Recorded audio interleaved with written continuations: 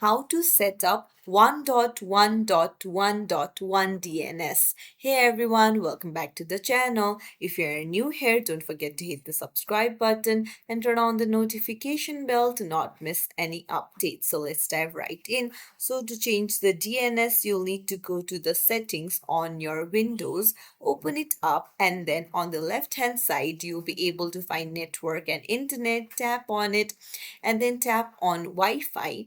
Now go to your Wi-Fi and then scroll down, and here you'll find DNS server assignment. Tap on edit and then tap on the drop down, set it to manual, and then toggle on one of the IPs, and here on the preferred DNS, tap on it and put 1.1.1.1 and hit save. It's as simple as that. If you found this tutorial helpful, don't forget to like and subscribe to our channel for more tips and tricks. Thank you for watching.